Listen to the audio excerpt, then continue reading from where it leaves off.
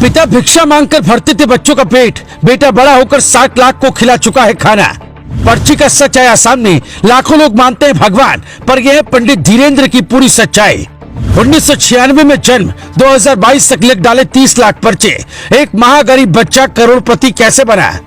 क्या पंडित धीरेन्द्र दुनिया के सबसे बड़े भविष्य वक्ता नास्ट्रेडमस से भी ज्यादा तेज हैं? जो आपके माथे पर क्या लिखा है, भविष्य में क्या घटित होने वाला है, ये सब जान सकते हैं। दावा किया जाता है कि पंडित धीरेन्द्र महाराज ने अब तक 60 लाख लोगों को खाना खिलाया और 30 लाख लोगों का पर्ची पर नाम लिख उनकी किस्मत का पन्ना भी खोल दिया है। लेकिन सच्चाई क्या है? सनातन धर्म का प्रचार करने वाले पंडित धीरेन्द्र को बदनाम करने की साजिश हो रही है या सच्चाई में दम है? पंडित धीरेन्द्र को ज्यादातर लोग उत्तराखंडी मानते हैं क्योंकि वहाँ एक जिला है बागेश्वर, क्योंकि पंडित धीरेन्द्र अक्सर बागेश्वर वाले की जय का जयकारा लगाते हैं। लेकिन सच यह है कि मध्य प्रदेश के जिला छतरपुर में जन्मे पंडित धीरेन्द्र एक सामान्य बच्चे की तरह पढ़ना चाहते थे। पिता गरीब थे तो धीरेन्द्र को पढ़ाने के लिए 1000 का इंतजाम नहीं कर पाए और यहीं से गरीब परिवार का बच्चा कुछ करने की ठानता है। पंडित धीरेन्द्र का कुछ वीडियो हम आपको दिखाएं, उसके पहले उनकी सच्चाई सुनाते हैं। साल 1996 में पंडित राम कृपाल गर्ग के घर जन्म हुआ। मध्य प्रदेश के छतरपुर में एक छोटा सा गांव है जिसका नाम है गड़ा। यहाँ कुल 2 पीढ़ियों का इतिहास है। धीरेन्द्र के दादा की वहाँ काफी इज्जत थी, दरबार लगाकर दुखों को हरने का दावा करते थे। लेकिन धीरेन्द्र पढ़कर इंजीनियर बनना चाहते थे, हालांकि होनी को कुछ और मंजूर था। हमने कुछ लोगों से फोन पर बात की तो पता चला गांव से 5 किलोमीटर दूर धीरेन्द्र का स्कूल था, वहाँ वो पैदल जाकर पढ़ने जाया करते थे। फिर इंटर की परीक्षा पास की और तब तक सब कुछ सामान्य रहा। लेकिन जैसे ही धीरेन्द्र का एडमिशन बीए में हुआ, उन्हें कुछ आभास होने लगा। पहले ये बात उन्होंने परिवार को बताई कि किसी के साथ क्या बुरा हो रहा है, मैं ये देख पा रहा हूँ।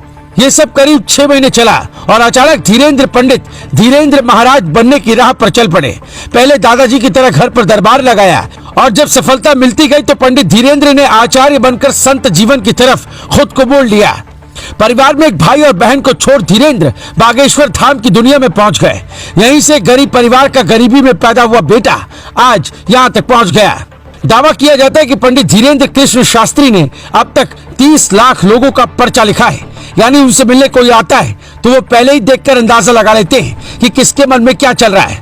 अब ये हकीकत है या अफसाना, ये तो भगवान जाने, पर बात में कुछ दम है। कहते हैं 26 साल की उम्र में 30 लाख पर्चा लिख डाला है। अगर हम ये उनकी उम्र के 15वें साल से पर्चा लिखना शुरू करें तो कुल 11 साल होते हैं। यानी 4015 दिनों में 30 लाख पर्चा लिख पाना कितना संभव है? इसके गणित समझिए। एक दिन में करीब 700 से ज्यादा पर्चे लिखे होंगे, जो थोड़ा प्रैक्टिकल नहीं लगता है। दावा किया जाता है कि लाल कपड़े में नारियल बांधकर आप हनुमान जी को चढ़ाएंगे तो सपने में 2 मंगलवार वानरों के दर्शन होंगे, जिसके बाद आपको सीधा मध्य प्रदेश के छतरपुर स्थित सालासर बालाजी धाम पहुंच जाना चाहिए, जहां आचार्य धीरेन्द्र शास्त्री आपको सारी परेशानियों का हल बताएंगे। लेकिन कैसे? निर्मल बाबा की कहानी में भी कुछ तर्क ऐसे थे जो समझ से परे थे। जैसे आपने कहीं गाय देखी थी? हाँ बाबा, देखी थी, तभी आपकी कृपा रुकी है। अगली बार गाय दिखे तो 2 रोटी खिलाना, कृपा आनी शुरू हो जाएगी।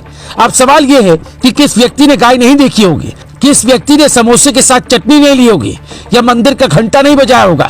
निर्मल बाबा ऐसे तर्क देते थे जो आपके साथ होता ही होता था और आप वहीं फंस जाते थे। इसलिए आज निर्मल बाबा कहाँ हैं ये किसी को पता नहीं। हालांकि हम नहीं कहते हैं कि धीरेन्द्र महाराज के साथ कुछ ऐसा है। कुछ दिन पहले एक महिला उनकी पोल खोलने का दावा कर रही थी, जिसका वीडियो वायरल हुआ था।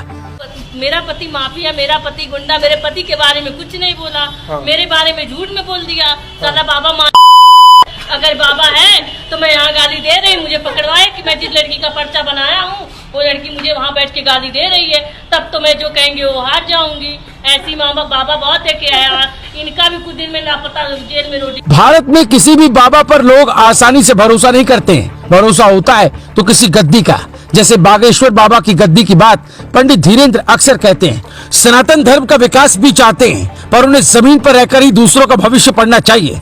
एक गुट पीछे पड़ा रहता है जो सनातन धर्म का प्रचार करता है, वो उसे रोकते हैं। इसलिए पंडित धीरेन्द्र के सच्चाई जो भी हो, उन्हें खुद एक बार बता देनी चाहिए।